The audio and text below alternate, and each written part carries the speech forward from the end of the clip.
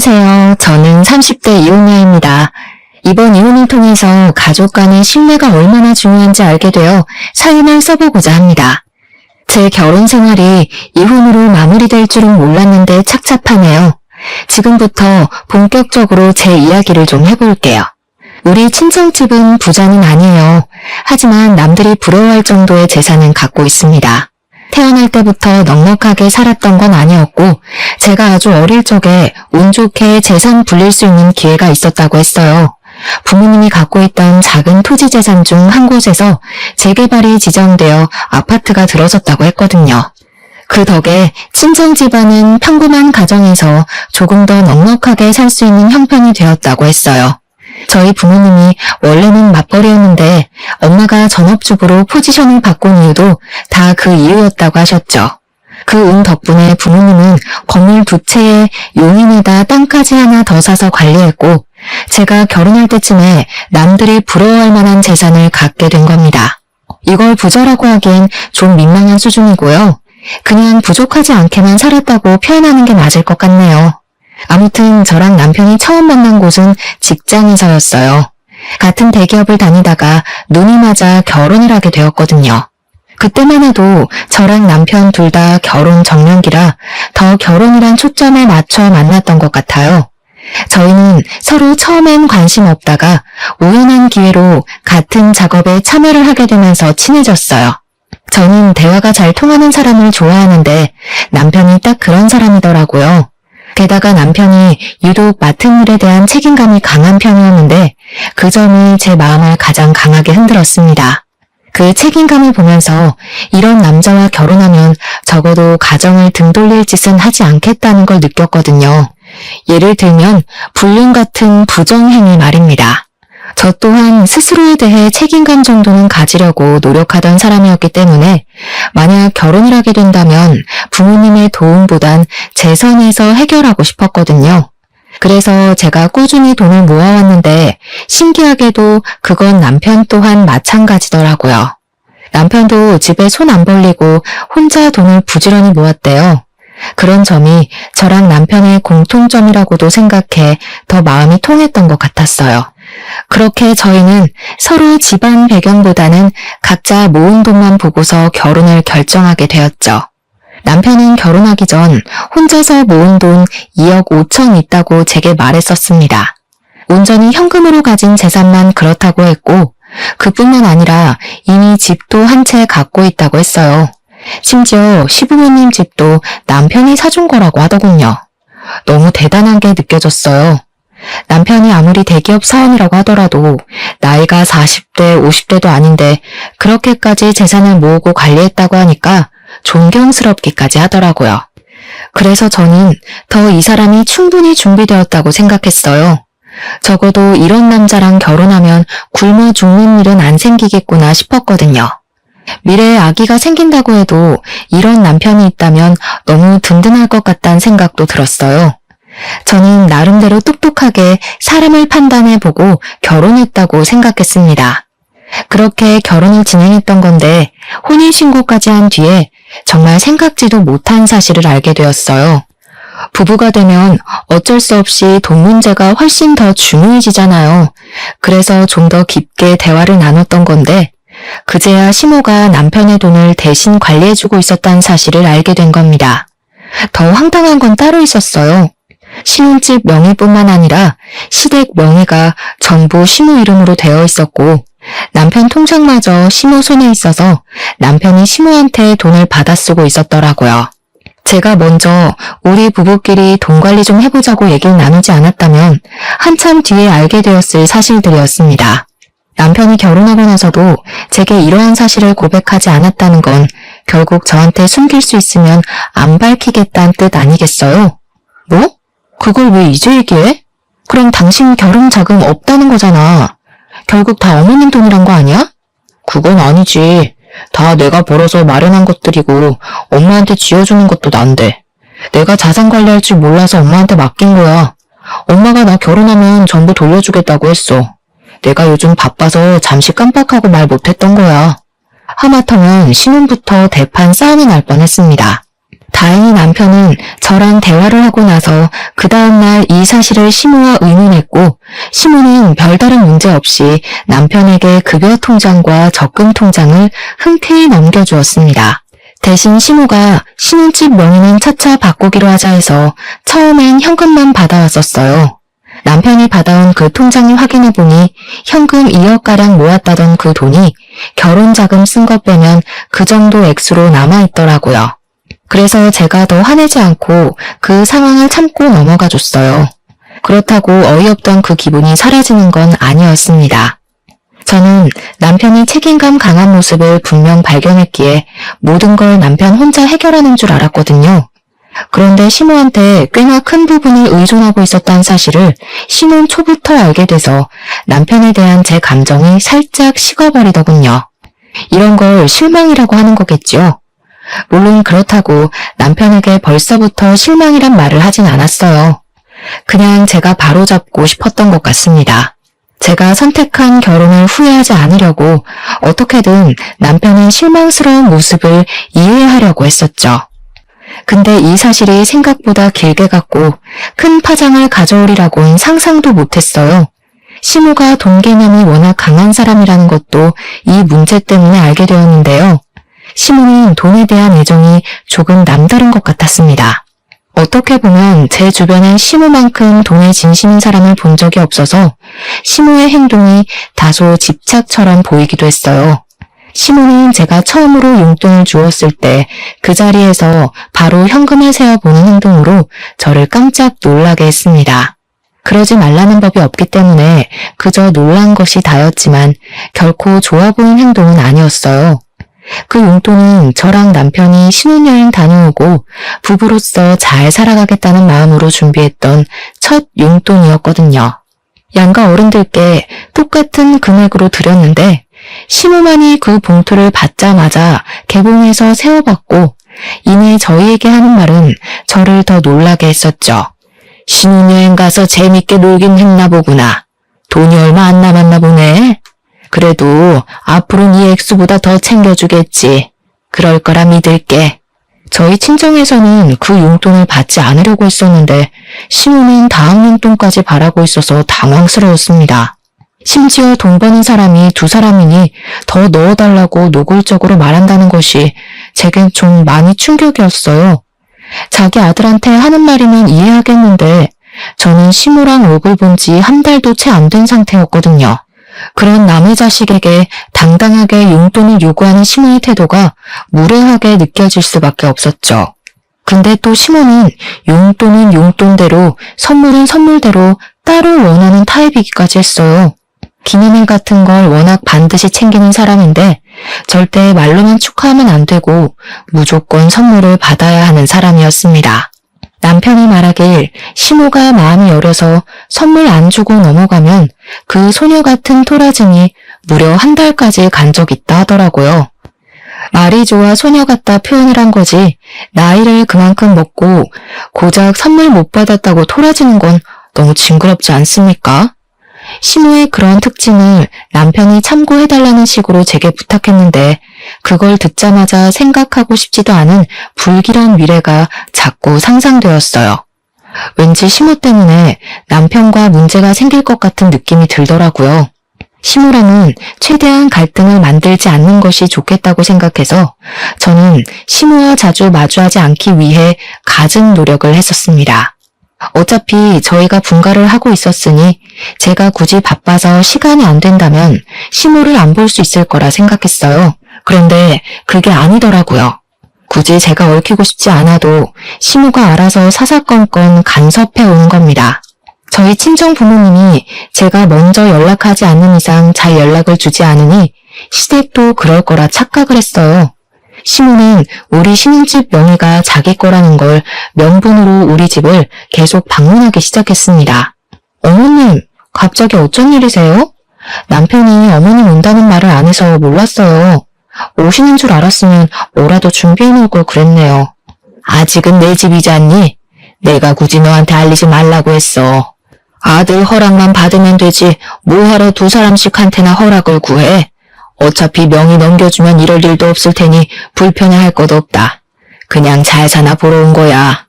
시모는 이런 식으로 저희 집을 쳐들어오곤 하셨는데 말만 잘 사나 보러 왔다고 표현한 거지. 사실 시모는 올 때마다 집안 살림살이를 둘러보면서 잔소리를 엄청 했습니다. 그게 다 돈 얘기였어요. 우리가 집에 새로운 무언가를 들이면 얼마 주고 샀는지를 꼭 물어보더라고요. 거짓말하고 싶진 않아서 솔직하게 얘기를 해주면 주로 새 것을 산 것에 불만을 품고 잔소리하셨어요. 요즘 중고도 상품 괜찮게 내놓는데 뭐하러 새 걸 사니? 이런 걸로 돈 아끼는 것도 다 살림하는 지혜야. 앞으로 나한테 먼저 상의하고 구매해라. 그래도 저희 지금 신혼이고 또 처음 쓰는 건데 새 것 타고 싶어서요. 저희가 형편이 안 되는 것도 아닌데 굳이 중고를 살 필요는 없다고 생각했거든요. 또 이런 것들은 한 번 사면 몇 년씩 쓰는 거라 아무래도 새 걸로 시작하는 게 좋죠. 네가 경제관념이 없구나. 쓸데없는데 돈 쏟을 일 있으면 아껴서 적금이나 넣어.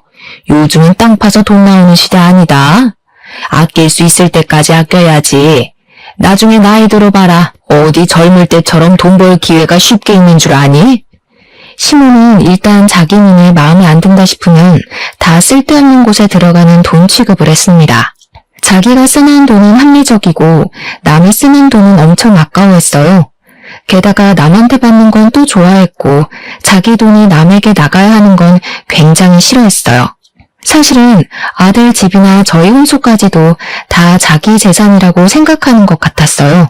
자기가 자기 아들에게 명의를 넘겨준다고 하더라도 아들 돈이 자기 돈이라고 생각하시는 거죠. 그러니까 제가 제 스스로 뭘 사서 배치하는 게 마음에 안 드셨던 거예요. 저는 그때부터 신우가 굉장히 짠순이라고 생각했고 알뜰살뜰한 사람이 아니라 무력이 많은 사람이라는 걸 깨달았습니다. 솔직히 그 사실만으로도 제 신우복은 이미 날아갔다고 체념했어요. 하지만 딱 그까지만 했다면 저도 이혼할 만큼 불만을 품진 않았을 겁니다. 근데 신우의 욕심이 닿지 말아야 할 곳까지 닿기 시작하자 저도 모르게 걷잡을 수 없는 길을 들어서고 말았어요. 어느 날 남편이 신우한테 온 전화를 몰래 받고 있는 걸 엿들은 적 있었는데요. 그 내용이 정말 괘씸하고 화가 나더라고요. 사돈댁이 땅까지 있다면서 하나 정도는 사위 앞으로 명의해줘야 되는 거 아니니? 아직까지도 아무 말이 없었어? 네 마누라는 이런 것도 알아서 안 챙겨주고 뭐 한다니? 아직 내가 뭘 한 것도 없는데 장인어른께서 덜컥 주는 것도 이상하지. 그냥 괜한 소리 하지 말고 얌전히 기다려. 사람 일은 모르는 거니까 그렇지. 그 집에 자식이 2명이나 더 있다며. 갑자기 사돈어른들 둘 다 확 죽어봐라. 네 목 없을 수도 있는 거 아니야. 그럼 이 결혼 정말 손해잖니. 일단 기다려봐. 아직 결혼한 지 1년도 안 됐잖아. 한두 푼도 아니고 그렇게 큰 재산을 어떻게 검증도 안 된 사위한테 바로 넘겨주겠어. 듣자 하니 둘이서 친정재산 얘기를 몰래 나누고 있더라고요. 아무리 생각해도 신우 마인드가 진짜 어이없었어요. 우리 신혼집은 자기 명의로 해놓고 몇 달간 바꿔주지도 않고 있으면서 저의 개인 재산 간섭하는 걸로 모자라 이젠 친정 재산까지 몰래 탐내고 있는 거잖아요. 그건 아무리 어른이라고 하더라도 도가 지나친 태도라고 생각했어요. 신우가 저를 보면서 속으로 친정 재산을 노리고 있었을 걸 생각하니 너무 거북스럽더라고요. 그 실체를 알게 되니 기분이 많이 언짢았습니다. 근데 여기서 제가 더 실망스러웠던 건 남편 태도였어요. 남편마저 신우와 별반 다를 게 없는 사람이더라고요. 신우가 하는 말도 안 되는 소리에 남편이 대답할 때마다 제 귀를 의심했습니다. 그 상황에서 남편과 신우의 차이점을 굳이 언급해보자면 신우가 남편보다 조금 더 성급했다는 거예요. 솔직히 신우만 그랬다면 100번 1000번 생각해서 그럴 만한 미인이라 생각하고 무시할 수 있었거든요. 근데 남편까지 신우와 같은 마음을 품고 있었다는 건 제게 유일한 기둥이 무너지는 기분과 같았어요. 남편이 그러는 건 못 본 척 넘길 수가 없겠더라고요. 저도 모르게 이성보단 감정이 먼저 앞서갔어요. 저는 그 자리에서 안 숨고 바로 남편한테 다가가 뭐 하냐고 물었습니다. 그러자 남편 깜짝 놀라면서 신우 전화를 끊어버리더군요. 깜짝이야. 왜 남의 전화를 엿듣고 그래? 언제부터 있었어? 처음부터 다 듣고 있었던 거야? 처음부턴 못 들었지. 어머님이 우리 부모님 중매만에 하면서 재산 챙기라고 했던 거랑 당신은 거기에 반박은커녕 어머님 달래면서 기회 엿보고 있다는 것만 들었어. 그래서 우리 부모님한테 뭘 뜯어낼 생각인데? 뭔 개소리야. 우리가 뭐가 아쉬워서 남의 재산을 탐내겠어. 당신이 잘못 들은 거야. 그냥 엄마 친척 중에 재산 문제가 있어서 그래. 그동안 이런 식으로 숨겨왔구나. 내가 똑똑히 들었는데 뭘 아는 척이야. 그럼 어머님한테 가서 직접 물어볼까? 방귀 낀 놈이 더 성낸다고 남편은 저랑 입씨름하기 피곤하단 핑계를 대면서 자리를 피해버렸습니다. 당연히 저만 남편 뒤를 졸졸 쫓아다니면서 남편한테서 사실을 독촉했어요. 그랬더니 그게 결국 불씨의 기름을 들이부었고 결혼 후 처음으로 남편과 대판 다툼을 벌였습니다. 그럼에도 불구하고 남편은 끝까지 사실을 부정하더군요. 뒤늦게 사실을 밝혀도 속상할 마당에 저를 대체 뭘로 보는 건지 끝까지 숨기는 태도 때문에 더 실망이었죠. 사실 제가 당장 남긴 증거가 없었으니 저도 다짜고짜 시모한테 가서 이 문제를 따질 수 없었어요. 저는 그 뒤로 시모랑 남편을 유심히 살피게 되었습니다. 근데 남편이 시모한테 언질이라도 준 건지 시모가 언제나처럼 짠순이 기질만 있을 뿐 둘이 몰래 통화하는 일은 없더라고요. 일부러 더 조심히 하는 것 같았고 시모는 일부러 더 아무렇지 않은 척 저를 갈구는데 신경 쓰기만 했어요. 제가 굳이 시모를 자극해야만 그들 속셈을 조금이라도 드러낼 수 있겠더라고요. 혹시 제가 떠보면 넘어오지 않을까 싶어서 저는 한날 작정하고 철판을 깔았습니다. 그날은 시댁에서 밥 먹는 날이었어요. 참, 어머님, 저희 신혼집 명의 언제 바꿔주실 거예요? 이렇게까지 미룰 이유가 없는데 혹시 주기 싫으신 건가요? 아니면 저랑 남편이 오래 못 살 것 같아서 재산 지키려는 거예요? 저는 대놓고 뻔뻔하게 명의 변경을 요청했습니다. 그랬더니 제가 직접 물어볼 줄은 몰랐는지 시모가 당연히 하더라고요.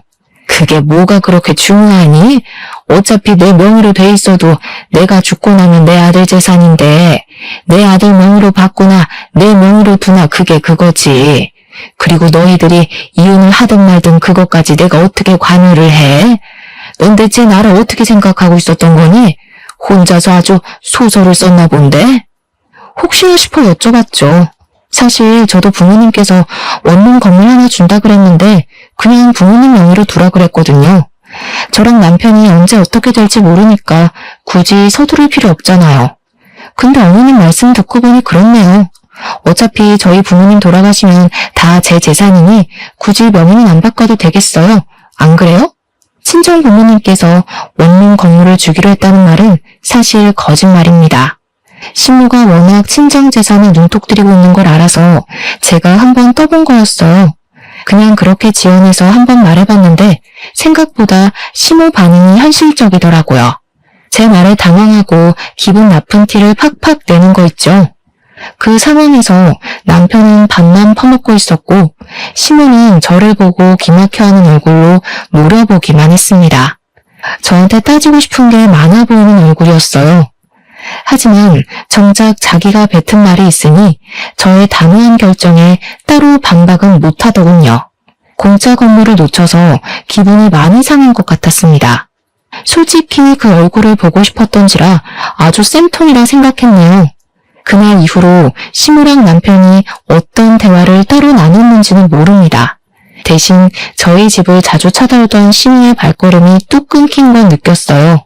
남편도 제 눈치를 보면서 잘해주기 시작했고 제 입에서 다시 건물 얘기가 나오길 기다리는 것 같았죠. 그렇게 좀 잠잠한 시간을 보내면서 서로 감정 상했던 사태가 수습이 되는가 했어요. 그런데 어느 날 예상치 못한 소식을 접하게 되었습니다. 제가 시댁의 코를 납작하게 눌러준 지 얼마 되지 않아서 우리 아빠가 하던 사업이 크게 망해버린 거예요. 그 탓에 친정이 갖고 있던 재산은 거의 몰수됐고 아빠는 약간의 빚만 져서 겨우 상황을 무마시켰습니다. 어린 시절부터 쭉 저희 아빠 회사는 강건했는데 생각도 못했던 아빠 회사의 부도는 저에게도 큰 충격이었어요. 그 바람에 친정 부모님은 결국 작은 원룸방으로 이사를 가게 되었고 친정 아빠는 순식간에 신용불량자가 돼서 아무것도 할 수가 없는 상황이었습니다. 제가 모으고 있던 돈으로 친정 부모님께 집이랑 식비 등을 해결할 수 있는 여윳돈을 보내줘서 최악의 처지까진 면할 수 있었어요. 그래도 저랑 엄마는 아빠가 여기서 무너지지 않는 것을 더 중요하게 여겨서 따로 내조를 많이 하였습니다. 아빠는 가족들을 보면서 책임감을 절대 놓지 않았고 좌절할 여유도 갖지 않고서 바로 재기 준비를 하셨어요. 그런데 아빠가 신용불량자라서 사업을 새로 시작하더라도 명의를 아빠 걸로 하기 어렵더라고요. 그래서 제가 흔쾌히 빌려줬습니다. 사업장 등록이랑 사업장 임대 등을 전부 제 명의로 시작하게 된 것이죠. 이 문제로 저는 한동안 친정 부모님 보필하느라 정신없었어요. 당연히 제 친정 사정은 한 이불 덮고 사는 남편이 알 수밖에 없잖아요. 처음에는 저희 친정 부모님 걱정을 하더니 제가 돈을 못 모으고 친정에다 돈을 쓰고 있으니까 남편이 슬슬 한두 마디씩 얹더라고요. 그러다 장인어른 또 망하면 그 다음은 어떻게 도와주려고 벌써부터 돈을 퍼다 나르고 있어? 나중에 나한테도 돈 빌려달라 손 벌릴 거야? 당신은 우리 부모님 고생하는 것보다 그게 더 걱정인 거야? 우리 부모님한테 괜찮냐고 전화 한 통이나 해주고 말을 해. 그리고 걱정 마. 주머니 사정 어려운 놈한테 손 벌릴 생각 없으니까. 남편은 원래 받고 싶던 재산을 못 받게 됐다는 생각 때문인지 저를 대하는 태도가 점점 변해갔습니다. 갈수록 예민해져선 일부러 시비를 걸더라고요. 술 먹고 집에 들어오는 날엔 마누라 때문에 자기 인생 망했다느니 처가에서 자기 등에 빨대 꽂으려고 한다느니 우리 친정 때문에 자기가 곧 거지 되게 생겼다고 그렇게 심세한탄을 했어요. 재수없었습니다. 저희 집에 재산이 넉넉할 땐 어떻게든 하나 얻어내보겠다고 눈치 보고 아부떨더니 떼먹을 재산 사라지니까 그냥 저를 떼어놓고 싶나 보더라고요. 그렇잖아도 스트레스 받는데 누가 부모 자식 사이 아니랄까봐 이런 진상짓을 남편뿐만 아니라 시모까지 똑같이 저질렀어요. 우리 집 망하고 나서 시모가 처음 저를 찾아왔을 때 저 바로 쫓겨날 뻔했습니다. 대체 이게 무슨 혹 때려다 혹 붙인 격이야? 그놈의 명이 하나 없겠다고 내가 별꼴을 다 겪는다. 아니, 바깥 사돈은 일처리를 어떻게 하셨길래 부도를 내? 예, 나는 빚쟁이 사돈 안고 갈 생각 추호도 없으니까 당장 이혼해라. 이러다 앞길 창창한 내 아들 인생까지 망하겠어. 네? 저희 아빠가 남편한테 피해 준 것도 없는데 무슨 발목을 잡았다고 그래요. 그리고 저희 아빠 다시 재기하실 거거든요? 지금도 새 사업 준비 중이라고요.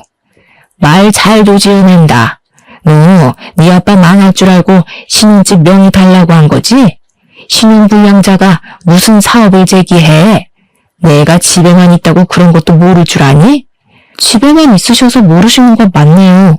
명의는 빌릴 수도 있는 거 모르세요? 제가 아빠한테 명의 빌려줘서 시작할 수 있었어요. 저희 아빠 책임감 강한 분이라 분명 재기 성공할 거라고요.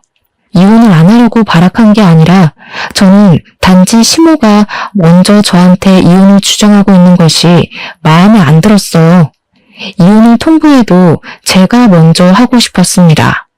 저는 잘못한 게 없는데 이혼까지 강요받으니까 화가 나더라고요.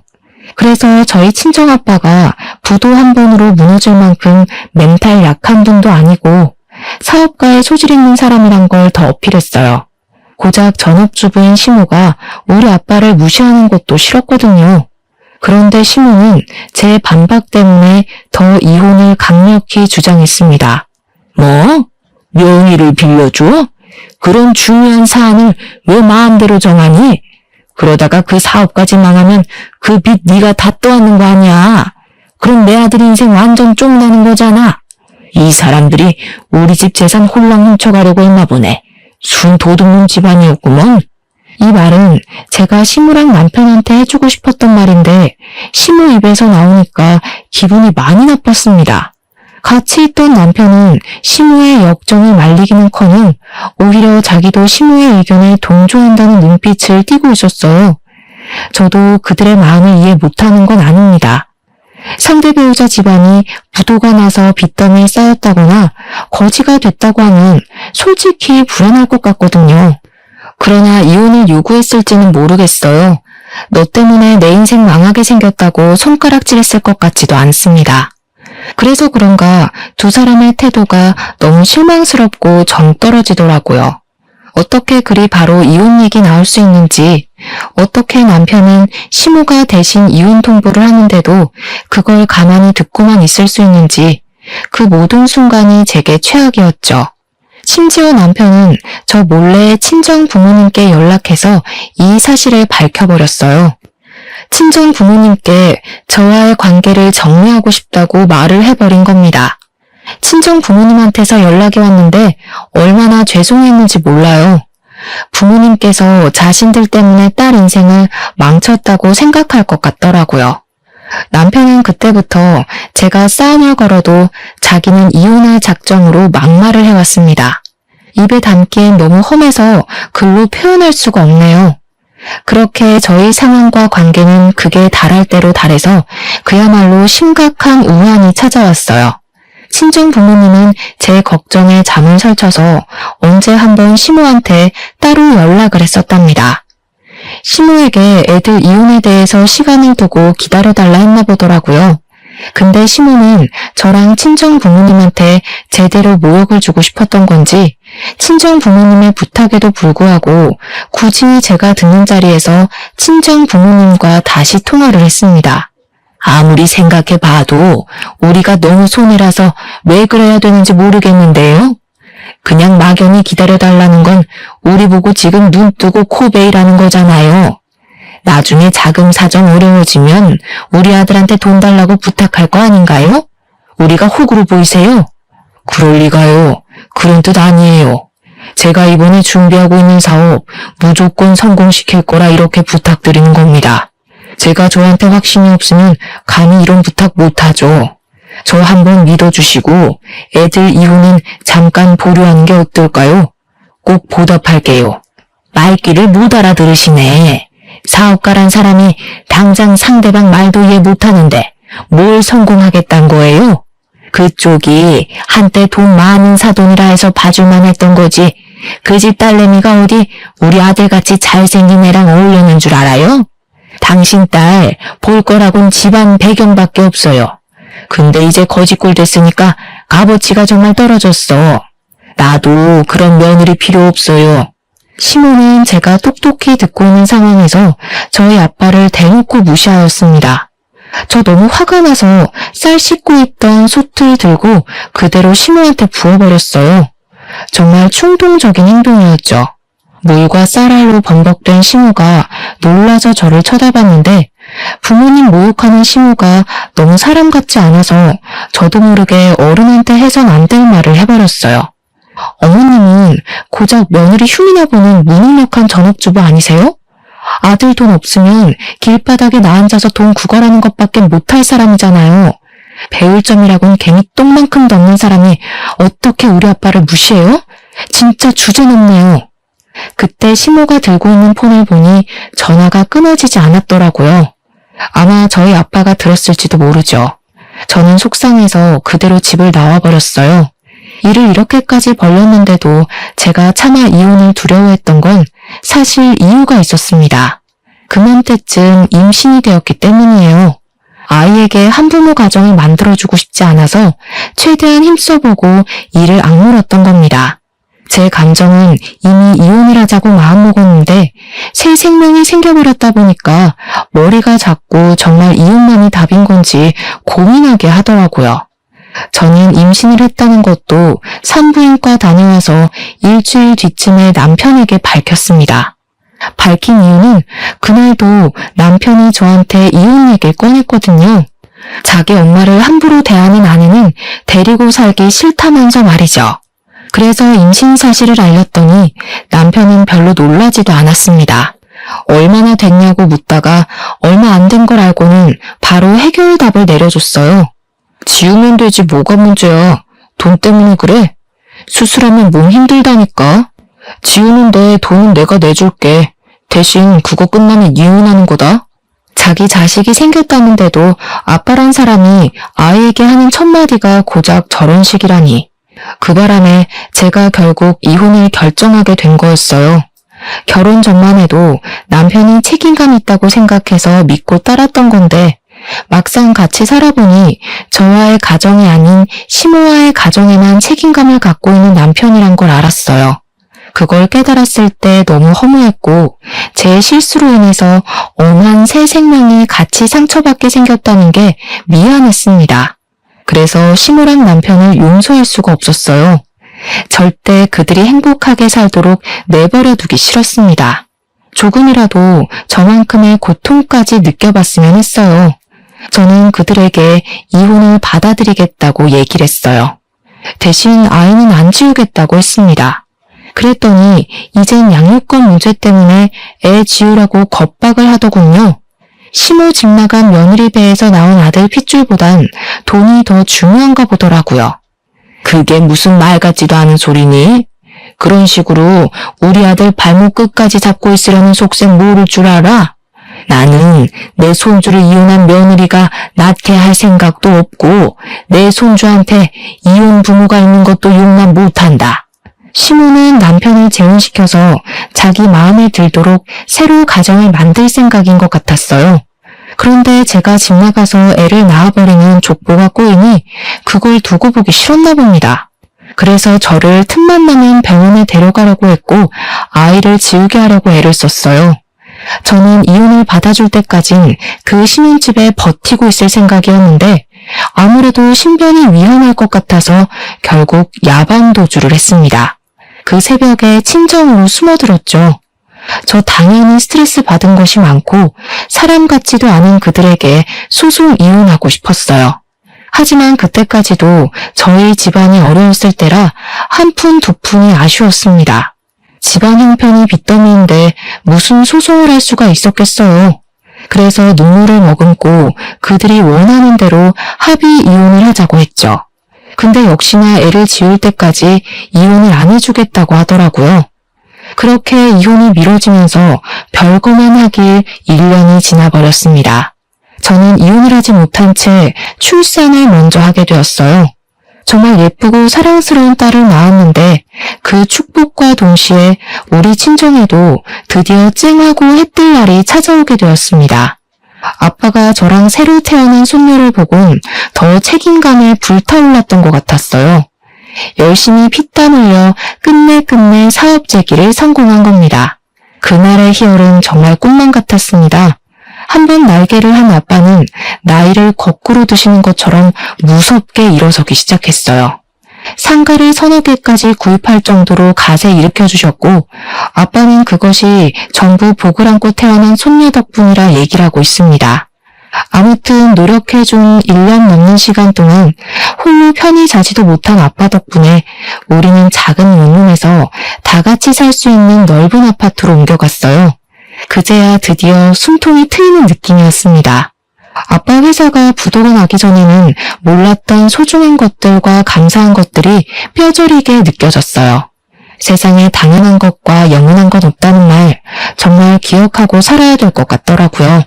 그리고 저는 아직까지도 양육비 때문에 이혼 안 해주고 있는 시댁을 상대로 소송을 준비했습니다. 아빠의 지원받아서 좋은 변호사를 선임할 수 있었어요. 제게 시모와 남편은 10년 묵은 채증이나 다름없었고 손톱 옆에 난 가시 같은 존재였어요.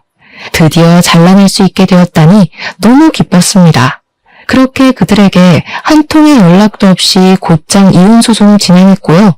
양육권도 청구했고 시모랑 남편에게 여러 가지 협박당했던 통화 기록을 제출하여 정신적 손해배상까지 요청했죠. 그랬더니 그제야 친정아빠의 재기 성공 소식을 시모랑 남편이 알게 되었습니다.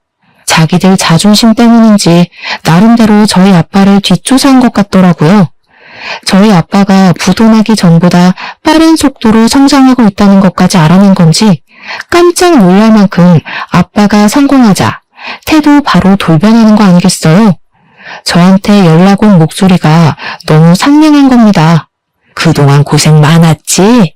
못 본 사이에 벌써 우리 손주가 태어났겠구나. 우리 아들이 너 없이 자리를 못 잡아서 내가 그간 너무 정신없이 살았어. 그래서 연락할 여유가 없었네. 그나저나 집안 문제 좀 해결됐다면서? 한 해 만에 일어나는 게 쉬운 일이 아닌데 너네 아빠도 참 대단하다. 역시 전문 사업가는 다른가 봐. 저희 아빠 칭찬하시려고 연락한 건 아니실 텐데 왜 전화하셨어요? 혹시 소송장 받고 긴가민가 하셔서 연락하신 거예요? 아, 소송장? 그래, 받았지. 사실 너한테 진심으로 사과하고 싶어서 전화했어. 예전엔 우리가 사업에 대해서 뭘 잘 몰라서 실언을 좀 했다. 정말 미안해. 네가 없어 보니까 알겠더라. 특히 우리 아들한테 네가 얼마나 중요한 아내였는지 깨달았어. 지난 날은 그만 잊고 다시 잘해볼 순 없을까? 누가 들어도 속보이는 시모 태도에 너무 어이가 없었어요. 여러분들도 저와 같은 감정을 느끼셨을 겁니다. 수그리고 들어오면 제가 받아줄 거라 생각했던 걸까요? 어떻게 이리 사람을 돈으로만 판단하고 대할 수 있는 건지 신기하더군요. 뭘 다시 시작해요? 저희 아빠가 성공하니까 다시 놓치기 아쉬워서 이러는 거 모를 줄 아세요? 저는 우리 아이한테 무능력한 할머니랑 무식한 아빠 만들어주기 싫어요. 뭐? 성질난 거 알겠는데 나 그래도 아직 네 시음이야. 너희 법적으로 여전히 부부인데 말이 너무 심한 거 아니니? 겨우 이 정도로 기분 나빠하면 안 되죠. 계속 연락하면 더 심하게 개망신 시켜드릴 거예요. 그러니 개수작 그만 부리고 위자료나 준비하세요. 괜히 도둑놈 새끼들처럼 돈 냄새 맡고 들러붙을 생각 마시고요. 그렇게 원하던 이혼해준다는데 말이 많네. 시모가 억지로 화를 참고 있는 게 수학이 너머로 느껴졌습니다. 시모는 꽤나 당황했음에도 우선은 제 비위를 맞춰주고자 했어요. 찬찬히 말해보자며 제 막말을 억지로 웃으면서 받아주더라고요. 그러거나 말거나 저는 시모가 말하는 중간에 그냥 전화를 끊어버렸습니다. 그냥 그렇게 소송 끝내고 이혼을 마무리하려고 했어요. 그랬더니 남편이랑 시모가 구질구질하게 친정집까지 찾아온 겁니다. 이사간 친정집도 뒷조사에서 알아낸 것 같더군요. 아무튼 그때 집에 아빠는 일 가서 없었고 친정엄마랑 저랑 아기만 있는 집에 남편이랑 시모가 찾아왔어요. 제가 그냥 무시하자고 했지만 엄마가 뭐라고 사정할지 들어보고 싶다 해서 그들은 안으로 들였습니다. 오래간만에 보는 두 사람의 몰골은 오랜만에도 짜증이 나더군요. 그들은 울상으로 들어오더니 저랑 엄마 앞으로 냅다 무릎을 꿇었어요. 솔직히 그들이 잘못했다고 싹싹 빌 줄 알았습니다. 그런데 예상치 못하게 뻔뻔스러운 말을 하기 시작했어요. 장인어른 사업장 당신 명의 빌려준 거라고 했지? 이거 재산분할 소송하면 당신도 손해볼 수도 있어. 그래도 괜찮아? 억울하지 않겠어? 장인어른이 힘들게 일으킨 사업인데 괜히 문제 생겨봤자 좋을 거 없잖아. 그러니까 어차피 이혼 안 한 거 그냥 소송 취하하자. 자기네들이 나름 찬스라고 생각해서 떠올린 최후의 수단이었던 거지 웬 멍청이 같은 말로 협박을 하는 겁니다. 차라리 밑도 끝도 없이 고개 쳐박고 빌기만 했다면 제가 이혼 소송에 그렇게까지 용쓰진 않았을 거예요. 그런데 주제도 모르고 끝까지 제 약점을 찾아서 자기들이 승기를 잡으려고 하다니. 하는 짓들이 여전히 괘씸해서 오랜만에 제 감정이 다시 불타올랐습니다. 제가 사실 남편이 언급했던 명의 부분이 이혼할 때 좀 걸리지 않을까 싶어서 미리 변호사에게 알아봤어요. 그러자 변호사가 하는 말이 실질적 소유자가 중요한 거라서 명의가 내 거라도 소유자가 아빠면 저랑은 관계없는 재산이라고 하더라고요. 그러니 즉 제가 재산 분할 소송을 당하더라도 아빠가 가진 사업장은 재산 분할 대상에 포함되지 않는다는 답을 들었습니다. 아마 변호사에게 미리 물어보지 않았더라면 저렇게 협박하는 남편으로부터 당황해서 제대로 대처를 못했을 거예요. 그럼 시모랑 남편 둘이서 또 한 건 잡았다고 좋아했겠죠. 그래, 우리 아빠가 고생해서 키운 사업이지. 나 엿먹이고 싶은 것 같으니까 얼마든지 재산 분할 소송해봐. 그렇게 위자료랑 양육비 날리고 소송비도 날리고 변호사비도 날려서 제발 개털됐으면 좋겠다. 장인어른이 어떻게 돼도 상관없다는 거야? 어떻게 딸이라는 사람이 그럴 수가 있어? 그럼 너 때문에 장인어른은 또 사업 기반 흔들리는 거라고. 지금 나랑 엄마한테 화났다고 감정적으로 행동하지 말고 제발 미래를 생각해. 네가 언제부터 우리 아빠를 걱정했다고? 우리 아빠가 이혼 말릴 때 너랑 네 엄마가 우리 아빠한테 막말했던 거 잊었니? 지금 아빠가 일하러 가서 그렇지 이 자리에 있었으면 너 뺨 한 대 벌써 맞았어. 남편만으로는 안 될 것 같으니까 이제 시모가 나서기 시작했는데 시모는 아기를 안고 있는 우리 엄마에게 사정을 했어요. 사부인, 제가 못나서 그랬던 거지 제 아들은 제가 시키는 대로 했을 뿐이에요. 아무런 잘못이 없어요. 앞으로는 제가 애들한테 간섭 일절 안 할 테니까 제발 이혼 좀 말려줘요. 참 할 말이 없네요. 어떻게 눈앞에 자기 새끼가 있고 손녀가 있는데도 오로지 손익 걱정뿐일 수가 있어요? 진짜 사람한테 값어치가 있긴 있나 봐요. 사부인 아들내미는 이제 이혼만 돼서 더 똥값 된 것 같은데 재혼이 가능하겠어요? 이럴 시간에 시집 못 가고 있는 아줌마들이나 알아보던가요. 엄마는 시모랑 남편을 향해 아기 위생이 안 좋다고 그만 나가라며 쫓아버렸습니다. 남편이 계속 매달리려고 해서 신발장에 둔 소금 단지를 열어 소금을 뿌리기도 했어요. 그게 남편과 시모랑 마주하는 마지막 만남이었습니다. 그 뒤로 저는 육아휴직 끝나기 전에 남편과 같은 직장 다니기 싫어서 이직하려고 했어요. 그런데 참 고마운 소식이 들려오더라고요. 남편이 진짜 우리 엄마 말대로 돈 많은 아줌마 하나 물려고 했는지 사내에서 직급 높은 노처녀들한테 찝적대다가 이미지 나빠져서 해고됐다고 하는 겁니다. 처음엔 좀 놀랐어요. 그러고는 바로 웃음이 터졌죠. 안 그래도 돈 나갈 구멍이 많은 집안인데 그나마 돈줄이던 남편의 번듯한 직장이 사라졌으니 이제야말로 제대로 똥출타겠다 싶더라고요. 그러게 진작에 서로 믿어주고 기다려줬다면 상황이 이 지경까진 안 됐을 거잖아요. 물론 저한텐 쓰레기 걸러낼 수 있는 순간들이었기에 다행이지만요. 그래도 저는 그들을 보고 한 수 배웠습니다. 사람은 물질적으로만 판단해선 안 된다는 걸 말이죠. 사람의 감정과 신뢰를 가장 쉽게 망가뜨릴 수 있는 것이 돈이라고 생각해요. 물론 돈이 살아가는데 중요한 필수 조건은 맞아요. 그러나 유일한 조건은 아니라는 겁니다. 제발 이 쉬운 법칙 하나 받아들이지 못하는 창피한 어른이 되지 말도록 합시다. 제 사연은 여기까지예요. 글 쓰는 동안 제 이야기를 전할 수 있어 즐거웠습니다. 들어주셔서 감사합니다.